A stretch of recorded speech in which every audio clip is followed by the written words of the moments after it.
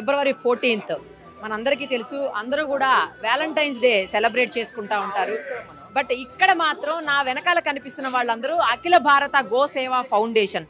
వీళ్ళు మాత్రం ఈరోజు వ్యాలంటైన్స్ డే వద్దు, నేషనల్ కౌ హగ్ డే చేసుకోవాలి అని చెప్పేసి ఒక వినూత్నమైనటువంటి ఉద్యమానికి తెరతీశారు.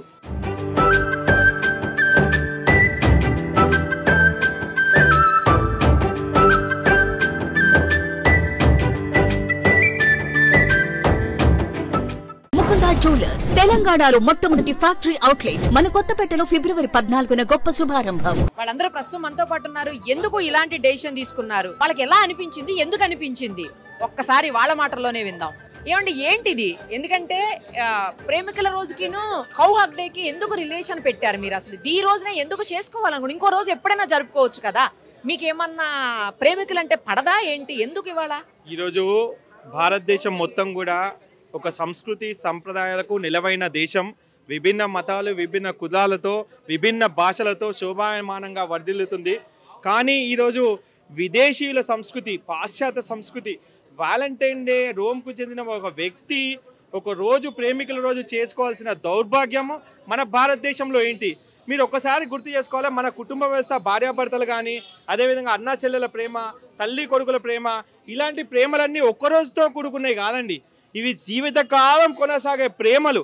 ఈరోజు బాధాకరం ఏంటంటే చిన్న చిన్న పిల్లలు ఒక అట్రాక్షన్కు లోనై తల్లిదండ్రుల మానసిక క్షోభకు గురి చేసి 11-12 వయసులో ఉన్న పిల్లలు ఇలాంటి కార్యక్రమాలు చేస్తున్నారు. వ్యాలంటైన్స్ డే అని చెప్పి వాళ్ళు ఎప్పటి నుంచో ప్లాన్ చేసుకొని ఇంట్లో డబ్బులు తీసుకొని, డబ్బులు జమ చేసుకొని, తల్లిదండ్రుల దగ్గర నయాన్నో భయాన్నో డబ్బులు తీసుకొని, దౌర్భాగ్యం ఏంటంటే ఈరోజు గిఫ్టులు ఇచ్చుకొని ఒక మైనారిటీ తీరని యువకులు కూడా ఇలాంటి దానికి చదువుకోకుండా చదువును పక్కన పెట్టి యువత పెడదారి పడుతుంది.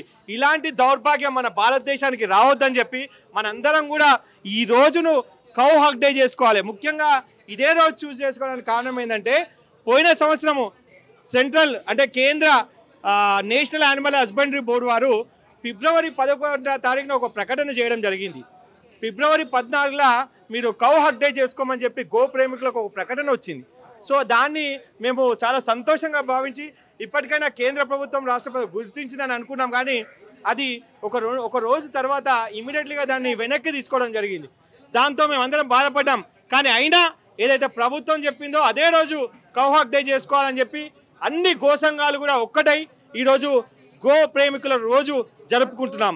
ఈరోజు కుటుంబ సభ్యులతో మీ అందరూ కూడా మీ గోశాలకు వెళ్ళినట్టయితే ఇలా ఆవును హగ్ చేసుకొని ఈరోజు ఆవును హగ్ చేసుకున్నట్టయితే మన మానసిక రుగ్మతలు అన్నీ తొలగిపోతాయి. ఇది సైంటిఫిక్గా ప్రూవ్ అయింది. అందుకే ఈరోజు అమెరికా, యూరోప్ లాంటి పాశ్చాత్య దేశాల్లో ఆవులతో అలింగనమని కౌ కడ్లింగ్ పేర్లతోని $100 వసూలు చేస్తున్నారు. అంటే ఒక గోశాలకు వెళ్ళి ఒక ఆవును పట్టుకొని ఆవుతో అరగంట గడిపినట్టయితే $100 వసూలు చేస్తారు. భారతదేశం ఈ గోవులకు పుట్టినిల్లు మన భారతదేశం. ఇలాంటి గోవులను రక్షించుకోవాల్సిన బాధ్యత మనందరిపైన. మనం ఒక్క రూపాయి కూడా ఖర్చు లేకుండా మన ప్రాంతంలో ఉన్న గోశాలకు వెళ్ళి మీరు కౌ హగ్ డే చేసుకొని గోవులతో మనకు మమేకమైనామంటే, ముఖ్యంగా ఒక సైన్స్కు సంబంధించిన విషయం అండి.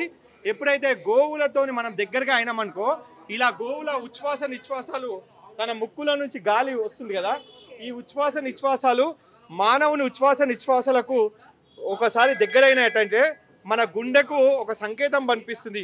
గుండె మన మెదడుకు సంకేతం పంపిస్తుంది. ఏమనంటే హ్యాపీ హార్మోన్స్ రిలీజ్ అవుతాయి.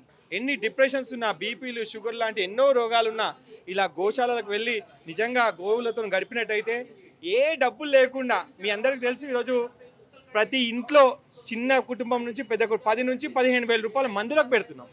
ఏ మందు అవసరం లేకుండా ఆవుతోనే ఆరోగ్యం, ఆవుతోనే ఐశ్వర్యం, ఆవుతోనే అభివృద్ధి, ఆవుతోనే అన్నీ. కాబట్టి అలాంటి ఆవులను ఇంకొక విషయం, ముఖ్యమైన విషయం మీకు చెప్పాలి ఏంటంటే, ఆవు అనేది ఒక మతానికి చెందింది కాదండి. ఆవు గావో విశ్వస్వమాతర అన్నారు. గోవు హిందువులకు, ముస్లింలకు, క్రిస్టియన్స్లకు ఒకరికి వ్యతిరేకం, ఒకటి ఫారెన్ కాదండి. ఒక గోవు క్రిస్టియన్కైనా, ముస్లింకైనా, హిందువుకైనా ఒకే రకమైన పాలు, పంచగవ్యాలు ఇస్తుంది. సో ఇవి తాగి ప్రతి ఒక్క కుటుంబం కూడా తమ జీవన స్థితిగతులను మెరుగుపరుచుకొని అందరం కూడా బతుకుతున్నాం. కాబట్టి గోవు ఎక్కడికి మతంతో కానీ ఏ పార్టీకి కూడా గోవు సంబంధం లేదు. అన్ని పార్టీల వారికి, అన్ని మతాల వారికి ఈ గోవు సొంతం. అలాంటి గోవును కాపాడాల్సుకునే అవసరం మనందరిపై ఉంది. ఎందుకంటే బాధాకరం ఏంటంటే స్వాతంత్రానికి ముందు 150 కోట్ల గోవులు ఉండేవి, 300 రకాల జాతుల పైగా. అవన్నీ అన్యాక్రాంతం అయిపోయి రోజు 50,000కు పైగా ఆవులను అతి కిరాతకంగా చంపుతూ, దౌర్భాగ్యం ఏంటంటే గోమాంసం ఎగుమతిలో భారతదేశం అనేది ముందుకు వెళ్తున్నది. కొన్ని వేల లక్షల టన్నుల గోమాంసాన్ని విదేశాలకు ఎగుమతి చేస్తున్న దౌర్భాగ్యం మన దేశాన్ని. సంస్కృతి సంప్రదాయాలకు నిలయం మన భారతదేశం. అలాంటి దేశంలో ఇలాంటి దుస్థితి పాలు ఎక్కడైతే గోరక్తం చిందుతుందో అక్కడ పూర్తిగా విపత్తులు సంభవిస్తాయి. ఈరోజు ఆవు లేకపోతే యజ్ఞ యాగాదులు లేవు, యజ్ఞ యాగాదులు లేకపోతే వర్షాలు లేవు, వర్షాలు లేకపోతే ఈ పంటలకు ఆహారం లేదు, ఈ పంటలకు ఆహారం లేకపోతే మన పిల్లల భవిష్యత్తు ఎలా? ఇంకొక ముఖ్యమైన విషయం ఏంటంటే ఈరోజు భూమి మొత్తం కూడా 120 లక్షల హెక్టార్ల భూమి నిర్వీర్యం అయిపోయింది. ఎక్కడ సూక్ష్మ పోషకాలు లేవు. ఎందుకంటే క్రిమిసంహారక మందులు, పురుగుల మందులతోని ప్రతి ఒక్కరం కూడా వ్యవసాయ పంటలు పండిస్తున్నారు. అలాంటి పంటలు తిన్న మన పిల్లలు అనారోగ్యానికి గురవుతున్నారు. వాళ్ళ భవిష్యత్తు ఆగమ్య గోచరంగా తయారవుతుంది. అందుకే 3-4 సంవత్సరాల పిల్లలకు కూడా క్యాన్సర్ లాంటి మహమ్మారి వస్తున్నాయి. ప్రతి ఇంట్లో పేరు లేని రోగాలు, కాళ్ళ నొప్పులు, పంటి నొప్పులు, ఆరోగ్య సమస్యలు, ఇవన్నీ మనం తింటున్న ఆహారమే. ఈరోజు 8-9 సంవత్సరాల పిల్లలు మెచ్యూర్ అవుతున్నారు, హార్మోనియల్ ఇన్బ్యాలెన్స్. పెళ్ళై 10 సంవత్సరాలైన పిల్లలు పుట్టకుండా అందరూ కూడా ఈరోజు ఫర్టిలిటీ సెంటర్లకు తిరగాల్సిన దౌర్భాగ్యం ఏర్పడుతుంది. కరోనా టైంలో ఆక్సిజన్ కోసం, ఆక్సిజన్ ఇచ్చే మన ప్రాణవాయువుని ఇచ్చే గోవును వదిలేసి ఆక్సిజన్ కోసం వెంపర్లాడాం. ఇలాంటి ఆవు పాలు, ఆవు మూత్రము, ఆవు పేడ, ఆవు నెయ్యి ఎంత ప్రశస్తమైనది.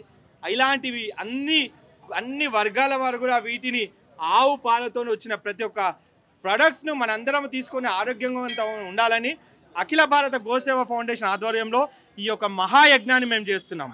జై గోమాత.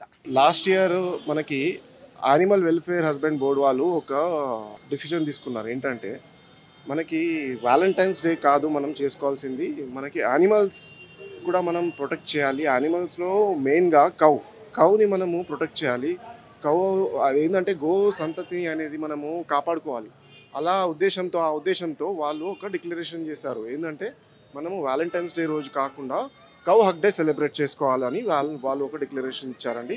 అదే మనము ఒక డిక్లరేషన్తో మనం ముందుకు ఎవ్రీ ఇయర్ పాటిస్తున్నామండి. ఇప్పుడు ఈ సంవత్సరం కూడా లాస్ట్ ఇయర్ కూడా సెలబ్రేట్ చేసాము, ఈ ఇయర్ కూడా సెలబ్రేట్ చేసాము. ఈరోజు అందరికీ భారతీయ సంస్కృతి సాంప్రదాయాల మీద ఎక్కువ అత్యుత్సాహం వచ్చింది.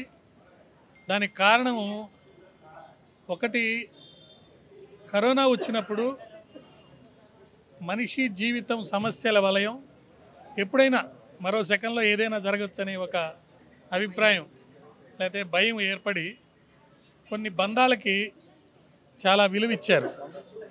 బంధాలంటే మానవ సంబంధాలు, రక్త సంబంధాలకి విలువ ఇచ్చి విడిపోయే కుటుంబాలు మళ్ళీ కలవటం మొదలుపెట్టాయి. ఆ సందర్భంలో అసలు మనం ఎవరివి, నేనెవరు, అసలు భారతీయ సంస్కృతి సాంప్రదాయాలంటే ఏంటి, ప్రకృతి మీద మనం ఎంత ఆధారపడ్డాము అనే విషయాలు బయటకు వచ్చాయి. మరి మనం తీసుకునేటువంటి ఆహారం ఘనరూపం, ద్రవరూపం, వాయురూపం. ఘనరూపంలో, ద్రవరూపంలో మనం నేరుగా నోటి ద్వారా ఎక్కువ భాగం తీసుకుంటాము, అది చాలా తక్కువ పరిమాణంలో తీసుకుంటాం. కానీ వాయు రూపంలో దానికి చాలా ఎక్కువ రూపంలో సుమారు 10,000 క్వింటాల్ అనుకోండి అట్లా తీసుకుంటాం.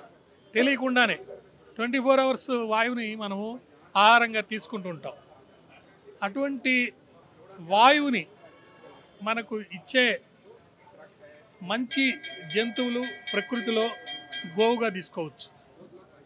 మరి గతంలో ఈరోజు వ్యాలంటైన్ డే అని, ఈరోజు ఏదో ప్రేమికులంటే పెళ్ళి కానీ యువతి యువకులు మాత్రమే అని ఒక అభిప్రాయం ఉండింది.